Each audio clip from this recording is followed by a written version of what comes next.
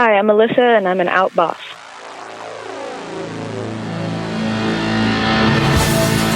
Hello, Out Bosses. Rhodes Perry here, and welcome to this week's episode of The Out Entrepreneur, a weekly podcast where I get to interview today's most inspiring LGBTQ bosses crushing it in business. And I am super thrilled to be interviewing Alyssa Emerson, who is a Portland local boss. So, Alyssa, welcome to the show.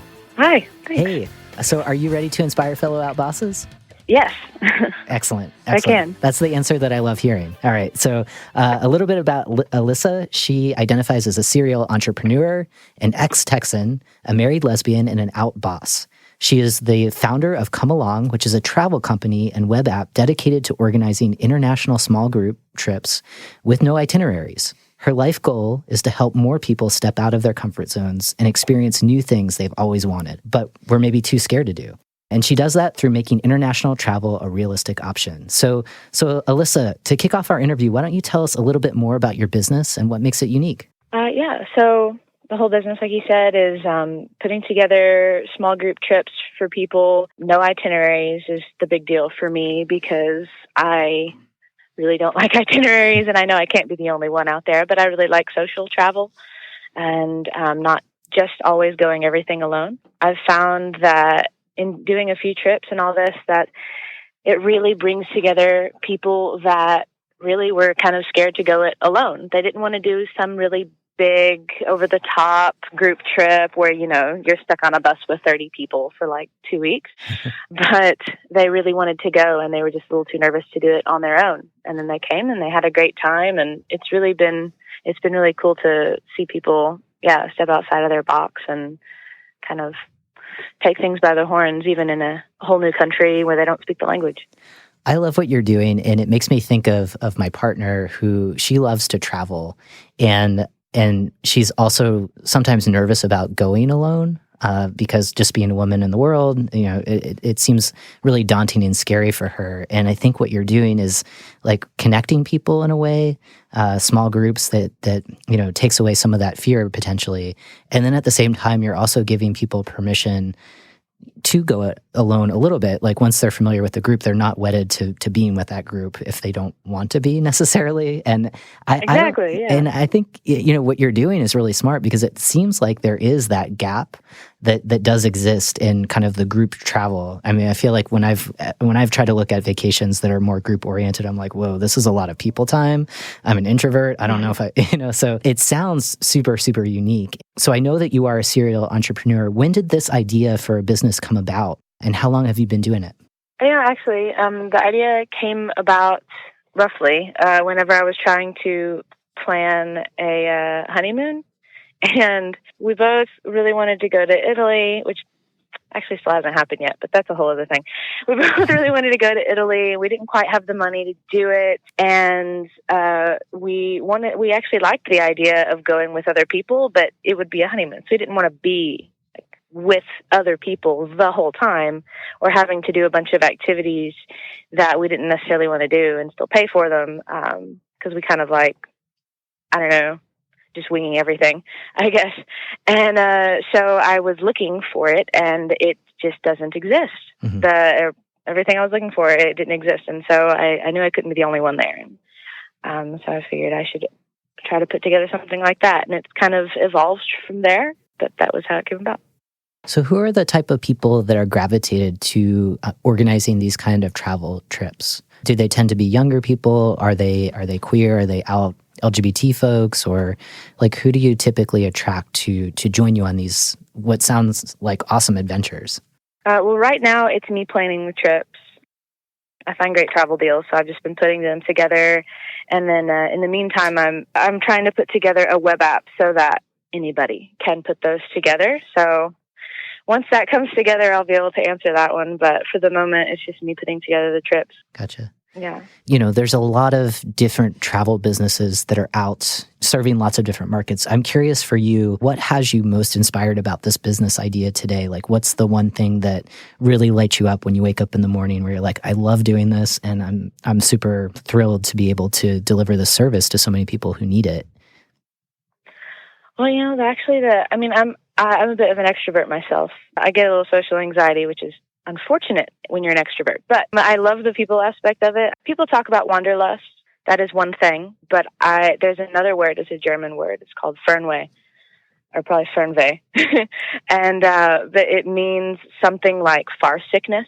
So like the opposite of homesickness. Huh. So you actually feel like a physical ache when you're at home and you're not traveling. And I get that. I feel that a lot, actually. And so the biggest thing for me is actually being able to travel and be able to share that oddly deep and abiding passion I have for travel with other people that really want to do it. I mean, you hear people all the time talk about how they want to travel, how they wish they could do this and they wish they could do that, and they can. I guess, I don't know, I think kind of like you said, they feel like they kind of need to be given permission and given an easy way to do it. So I love being able to be that person. And then even more so on the trips, actually, there was a woman that came on one of my trips.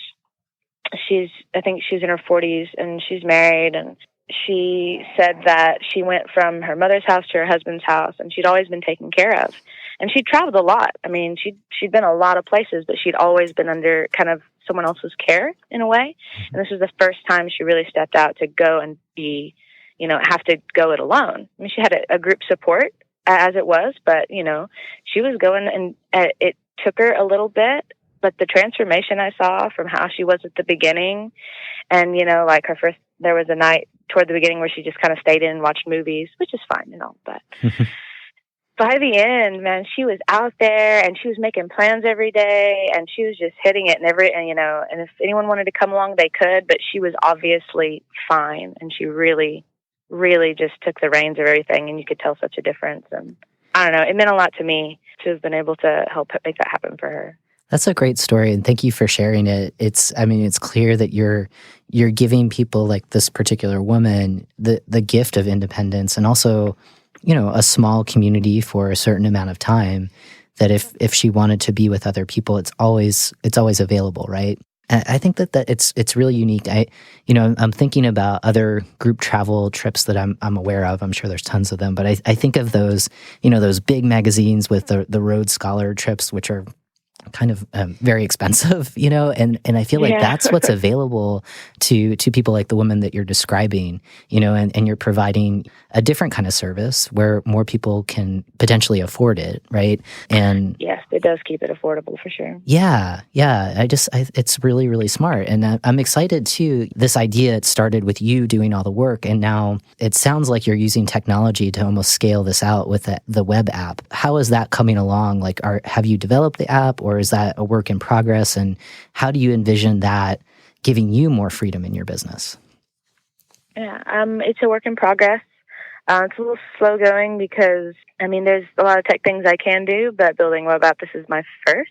I'm using a program that allows me to not have to use code, which is great, but it is definitely a very in-depth process. Yeah. There's a lot involved in making, because it needs to be, it's a web app, right? But it has to basically have social network capabilities where people can have profiles so you can learn about each other, and be able to have messaging, and you need to have like advanced search methods. And anyway, so the idea though that it will take some off of me, because then people will be able to build their own trips and post them, and then anyone can just, join on to those trips if it's something that they're into and all that. So I'm kind of, in a way, I'm solving my own problem of finding people for the trips. And I also have to build less trips. I'll still be building my own and putting them on there for people as well to join me or to come along. So I guess it'll kind of take all of that, make it not as big a deal for me to have to be on that all the time. And just for our audience, because I'm sure there's some business owners out there that are like, what's the technology where you can make a web app without using code? What is that service? It's called Bubble. Bubble? Okay. Is it just like bubble.com or? I think it's bubble.is or something like that. Okay. All right. So I'll do some research and share that in the show notes. But I think that's really, it's really fascinating. And it's great that you're taking that initiative to say this kind of technology is available. So why not also add a web application to, these kind of done for you services that you're doing right now? I think that's super smart. You had described yourself as a serial entrepreneur, and I'm curious, have you always been an entrepreneur, or have you worked for someone else in the past? I have had my first job when I was 16 and was working food industry all through college. And then I got my first desk job when I moved to Portland after I left college at Oregon Health and Science University, working in clinical trials research and things like this, which was fascinating. And I did love the people aspect, but oh boy, desk jobs are not for me. so I was in a room with no windows, and it was tough. Yep. The cubicle life. So tell me about that. Tell me about your origin story of going from a great organization like OHSU in the cubicle life and just, that day that you had the epiphany, or maybe the kind of the process of getting there of just like, I am tired of working on someone else's dreams or someone else's mission. I want to create my own thing. Like, tell us about that process. When did it start for you, and how did you take the leap to become your own boss? Yeah. Well, I mean, it's whenever you tell somebody a story of it, it's always going to get abbreviated and shortened, and nobody hears that whole process of fighting with yourself and not trusting yourself and all of that. And so that's in there. And I'll just say that ahead of time. Yes. I've always had different ideas for things. I had an idea for T-shirts and things like that when I was a kid. I was like in junior high or something. And of course I show my dad, and the first thing he does is like, hey, well, if you draw these all the way out, I can find you a T-shirt manufacturer, and you can put a thing together and sell to your friends and all this. And it just was like, whoa, too much. Because I was just trying to show him my drawings, Nice. But it stuck with me, that kind of attitude about things. And I've always had different ideas. And I always knew that I wanted to travel, even before I was really able to, because my family didn't travel much. It's all I ever wanted to do. So especially being in a job where you have to be there. You have to be there 8 to 5, and you have to, you only have so many vacation hours and all this. And it was just hard. And I knew I wanted to do something on my own. My wife had actually started our other company, which is Emerson Aaron Services. And she'd started that. And so it kind of felt a little bit more possible. She'd started hers. And I read a book called, it's kind of a goofy title for a book. I don't know. I think it's a goofy title for a book, but it's really good. It's called How to Be a Free-Range Human by Marion Cantwell. And it had a lot of exercises in there that really made me kind of delve into myself and realize what my greatest strengths were. Because it's like our greatest strengths aren't the things that we think they are typically, because they're the things that are so easy and natural for us that it feels like they aren't strengths at all. Yes. And to be able to play off of those and discover what I really wanted. And that's what helped me come up with more of the final idea, actually, for Come Along, was reading that book. I started putting together trips and a little bit, and then actually I kind of got forced into it. My contract ended at my job, and I was already putting stuff together, but I'd been too scared to pull the trigger on it.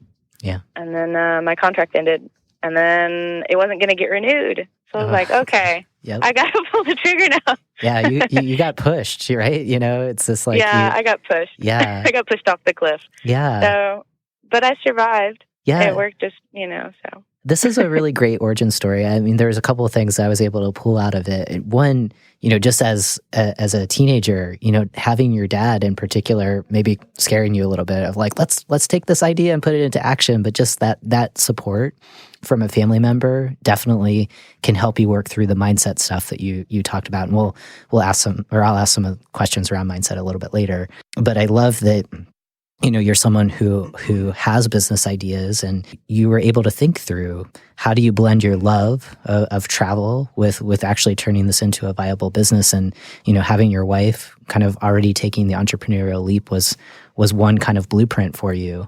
And like you said, your contract ended, and this is your time. And you really, as you said before, you took the bull by the horns, and now you're doing the thing, and it's scary, like you said. And so we'll explore some of the mindset stuff, but I thank you for just kind of walking through that story, because it's not the way that I framed the question, right? It's not like overnight you had this epiphany of like, I'm going to do this business and it's going to happen in this way, and I'm jumping off the cliff now.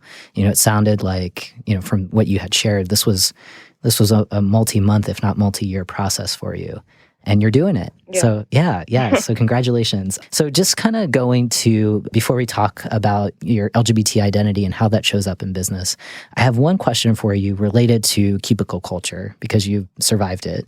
So just, being someone who's a part of the Rainbow family, working in a really large organization like OHSU in cubicle life, I'm imagining that there may have been times where you felt like you didn't necessarily belong in the workplace, or you may have experienced being treated differently.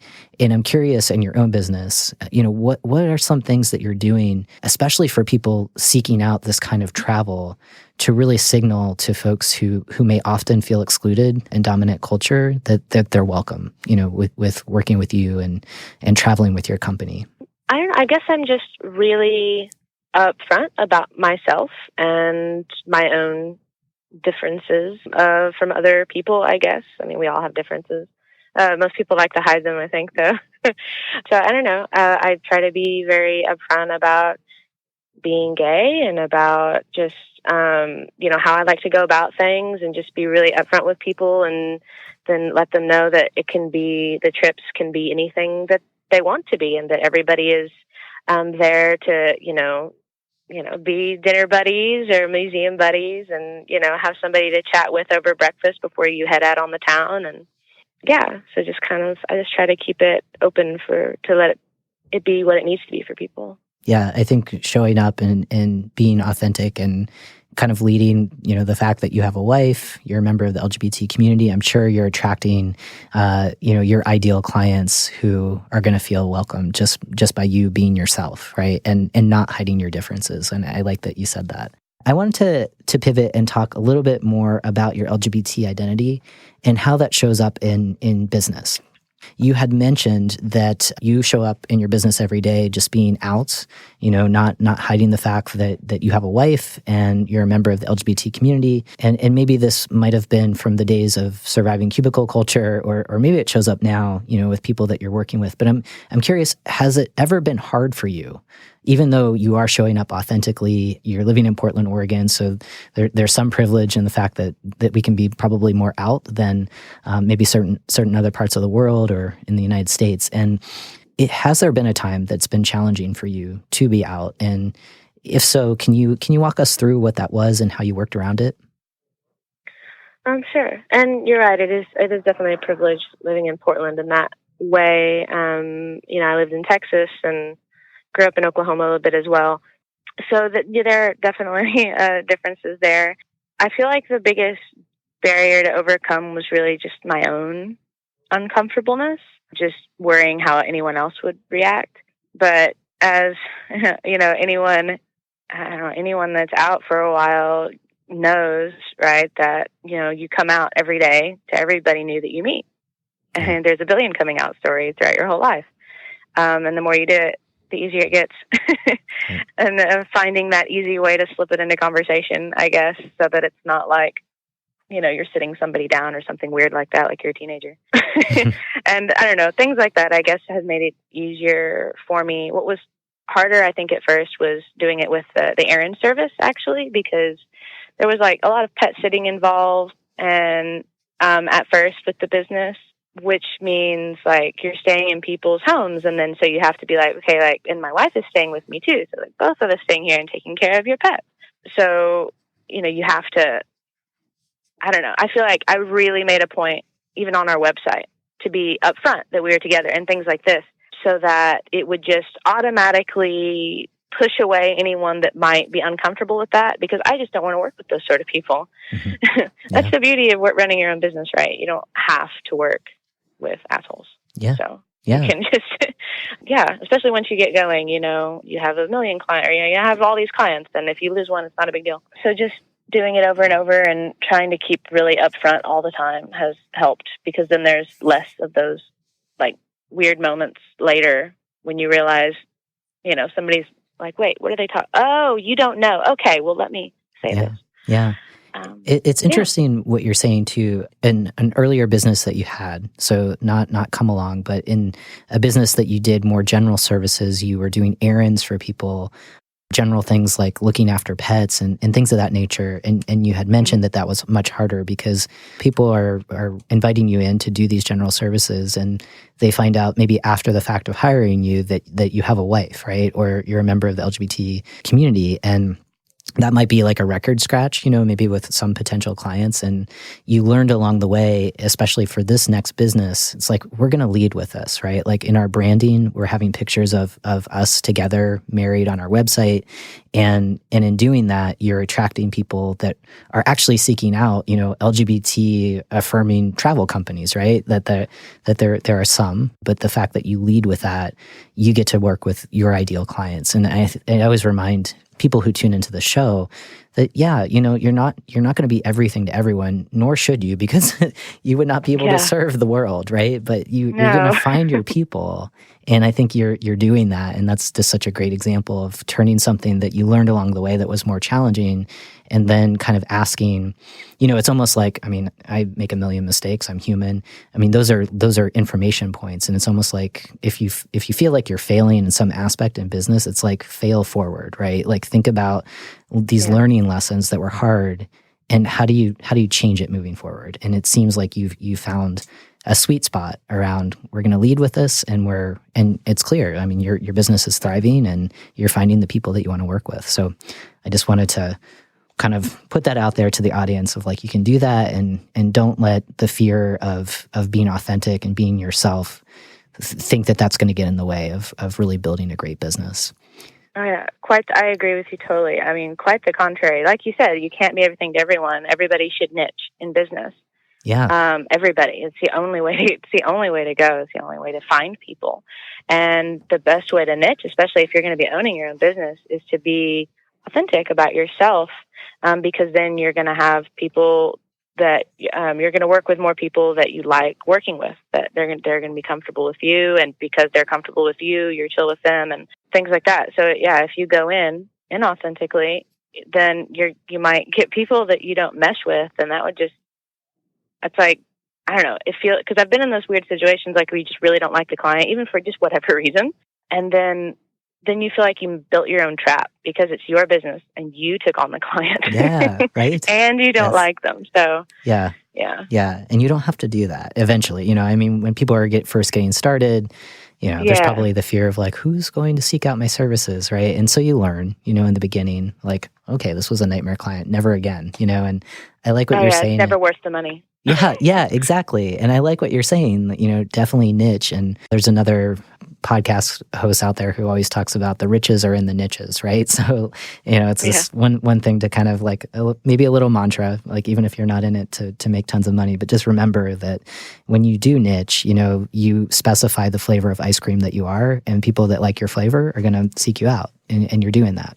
On the flip, the show is about empowerment. And so I'm curious for you, with your lived experiences, the millions of times that you've come out, being a part of the Rainbow family, from those lived experiences, do you think that there are superpowers that you've gained as a business owner that have helped you stand out and really build this dream business that's thriving and taking care of you and your family? Well, when you have to do that all the time and come out all the time to new people that you meet, you have to get in the practice of putting yourself out there, and essentially, you're putting yourself out there for people to accept or reject. That's just the nature of it. You're making yourself vulnerable, but I think that is a great thing to get used to. It's a great thing to make yourself used to, especially if you're going to be a business owner where you're packaging yourself now and selling yourself in some way, some service or some skill or something that you've built. And you're putting yourself out there in another way for people to accept or reject and literally put a value on. And that's a vulnerable position to be in. And you have to be able to accept rejection. Mm-hmm. And so I don't know. I think it's a good thing to be able to have a lot of life experience in doing that with people. I like what you're saying. And I feel like guests on the show have said this in one way or the other. And I think like what you're saying is unique as well, in that the vulnerability of coming out, that's scary. And, from being a part of the LGBT community, when you put yourself out there like that, you're giving people an option of kind of welcoming you in and embracing you as acceptance, or maybe being ambivalent, but it's usually it evokes one of two emotions. It's the rejection or the acceptance. And I think like as a business owner myself, right, like the amount of rejections that you get on a day-to-day basis it's hard, and there's another side of entrepreneurship that I don't think is talked about enough, which is the reality that because you are niching, you're trying to find your people, there's a lot of people that aren't your people, and they'll just say, no, I'm sorry, we're not interested in your services or interested in the thing that you're doing. You're talking about that resiliency that for LGBT folks, like, we've experienced this in other ways. And so as a business owner, it's like, okay, move on. We've learned something from that. Yeah. And I think that's helpful. So it is a superpower as much as it is kind of like, developing that thick skin that I think we need. And to remember, like, when we lead with being vulnerable and putting ourselves out there, and whatever our businesses are, that, that you're putting out the bat signal, and you're going to find the people that are going to respond to that, I guess, if that makes sense. Sorry for people who aren't into Batman, but it's the first thing that came to mind. So considering some of the challenges and the blessings of being out in business, I'm curious what you would want our listeners to take away to really inspire them to be more authentic in their work, whether they've started their own businesses right now or they're just thinking about it. Or whether they've started it or whether they're just thinking about it? Yeah, just ways to be more authentic and show up and be more yourself, be more of an original. Yeah. I mean, for as hard as it is to be your true self and be that vulnerable, because I get it, if you're not your true self and someone rejects it, then they weren't really rejecting you. They were rejecting this facade you put on. But when you're authentic, not only does it feel so much better, but like you said, it's your bat signal. You have, as an entrepreneur, the particularly unique opportunity to build what you want, the way you want it, with the people that you want to be in it. And that includes your clients. When you work for somebody else, you have one client, and it's your boss. Mm-hmm. And if they don't like you, then you're done. Yep. You work for yourself. It's a lot of self-discipline. You got to do it all yourself. Sure, nobody's handing you assignments.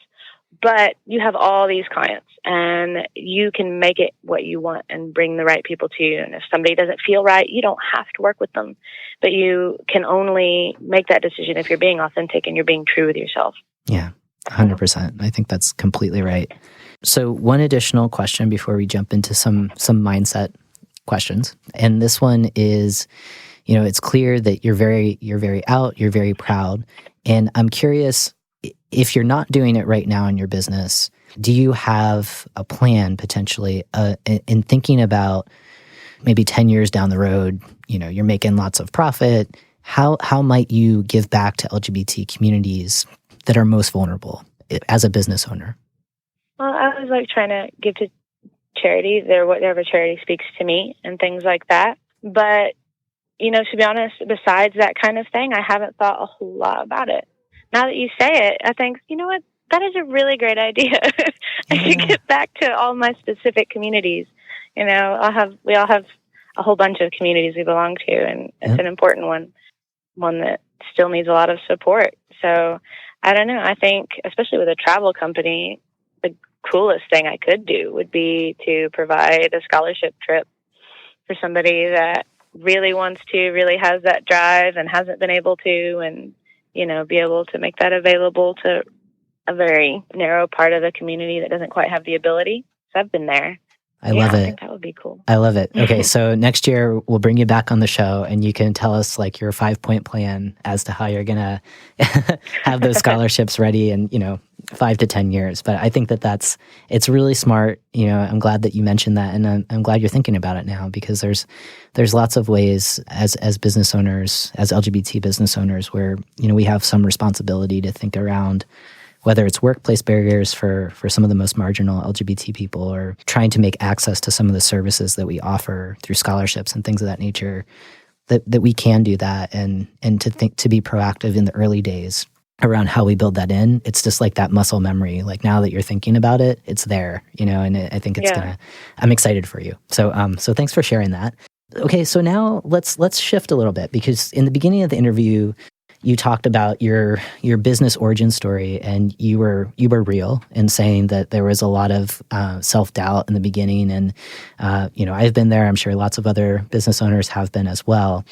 And I think that you really touched in on, imposter complex or imposter syndrome or whatever the thing is that we are now labeling it. And I'm curious, like in those early days, right? Like you may have seen your wife starting up her business, but you weren't quite there yet.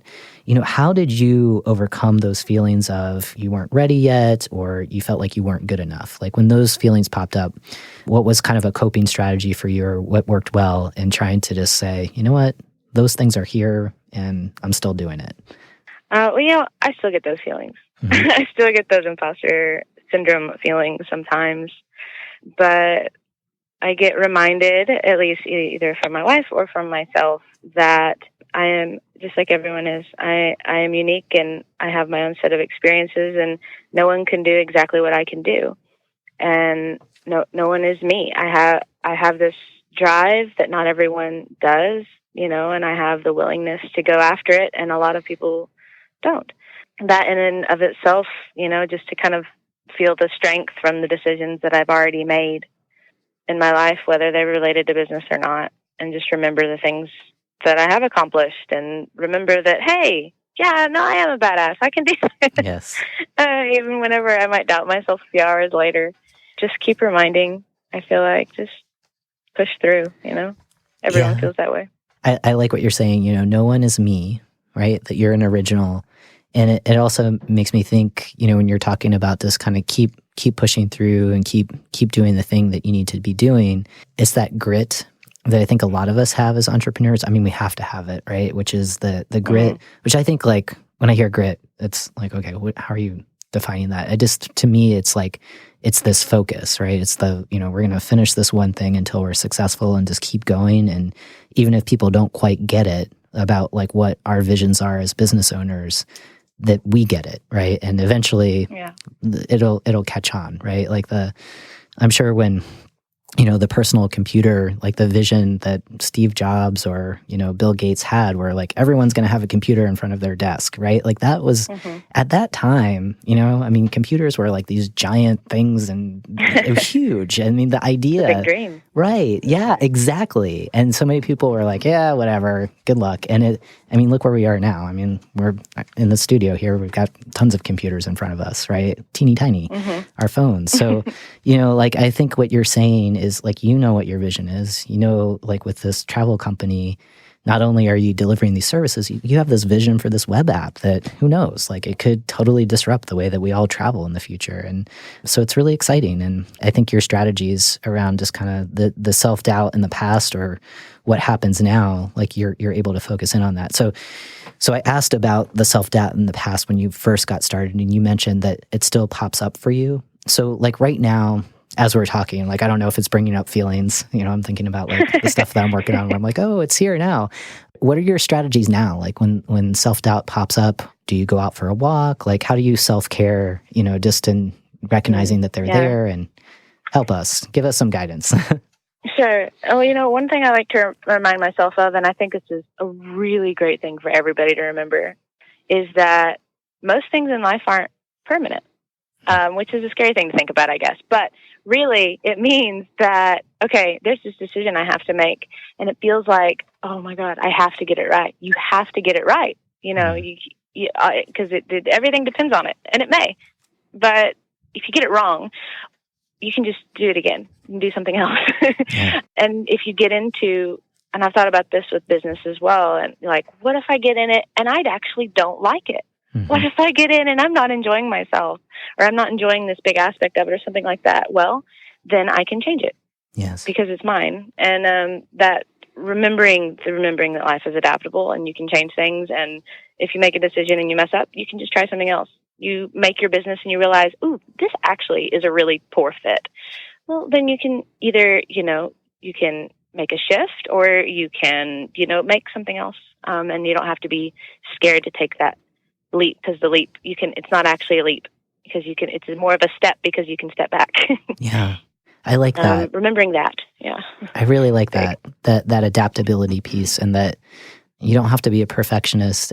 And I think like there's this piece of it's almost like you're a teenager again, where everyone's watching you, like your business is online and you think everyone's reading your website and like watching your every move. And the reality is like, just like when you were a teenager, most people aren't really paying attention to you, right? And that if you decide, you're in this business, you've been in it for 5, 10, 15 years and it's no longer lighting you up, you can always test and change it, right? Like you're getting information points constantly. And so, like you said earlier, like why recreate the cubicle life where you're like showing up to a thing that you created and you're not even happy in it? So I think that's really, really great advice, and probably hard for us too, because it's that change, right? Like we created this thing and now it's like, oh my gosh, we're going to change it again. And it's okay. Like that's okay. That's all information points. Inevitably, whatever you go in with, it's going to be something different at the end. Absolutely. And really, it's so silly to think or to expect anyone who, especially with our lifespan, creeping up and up as it is, to think that anyone should have to pick one thing that they should do for their whole life. Yep. Even if it's something you would love, absolutely love, and just would jolt you out of bed in the morning for the next 20 years, that's still only 20 years. Yeah. What about the years after that? You could get bored and, to have that flexibility to just go a different way. Yeah. And then, like you said, going on walks is always very helpful. Going outside, when you're in a small space, it's like you're sitting in it. Whatever your feeling is, it's like it's just kind of smothering you a bit. But you go outside, and it just releases a lot. Yeah, yeah. I think that nature piece can be helpful just to keep things in perspective and remember what's important. A little bit of a different question. When you get stuck in your business, how do you seek out help? Do you seek out help? Is that hard for you? Who do you turn to? Well, I don't know. I guess I typically go to Google when I get stuck about something. I don't love asking other people for help, mostly because I feel like everyone's got their own problems, and most people aren't in my industry that I know. I mean, actually, I do. Actually, I am part of a community now for travel industry people. But yeah, I don't know. I go to Google. Yeah. Everyone. That's such a great thing about today. If you don't know something, somebody knows it. And I guarantee they're writing about it. And then you can go and just find them and then compare information and find somebody else, because there's always more than one. And then read what they have to say and then try those different things. Yes. Yeah. I think the value of online, just an online search engine as powerful as Google, right? Like that's definitely helpful for me when I get stuck on like web stuff of like, how do I do this thing? I'm like, I'm sure let me check Google first before I hire someone to do it. And if Google can't help me, then I'm going to find someone who I can hire. But yeah, I think that's really, really good advice. So you mentioned that you found a community of other travel agents. And I'm curious, like, is that community more like a mastermind? Do you all meet like on a regular basis? Do you hold yourself accountable? What does that look like? And how has that helped your business? Well, it's called Travel Masses, and it's actually an international travel industry group that's built around, being able to support each other, because travel industry, I would say historically has been a bit cutthroat. You're not really, it's like you're always in competition with everyone else, but recognizing that you're your own niche, and there's all these different facets of the travel industry company. I think there's one person in our group that's in like travel insurance, and there's several people that build trips and several people that do blogs. But just because you do a blog and they do a blog doesn't mean you have to be in competition. People usually read more than one anyway. So it's been helpful just to have people have people that understand, because most of the people in the group are entrepreneurs. A lot of people are just getting started, and to kind of be in that shared, very unique experience of starting a business, whatever that business may be. And travel industry wise, those people that really love travel, they talk about it a lot. And when you're around people that aren't as into it, I'm pretty sure, I feel like they get a glazed look sometimes, and I have to like, shut up. These aren't these are like, oh, they're my people. We can just chat about all the places we've been and all these things all day long, and it's cool. Yeah. So that's always nice.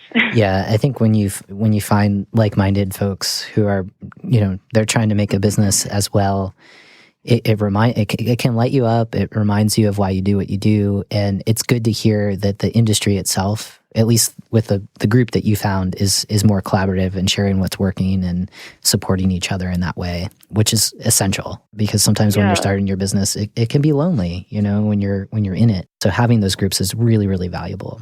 Emotional support. Yes, 100%. Yeah.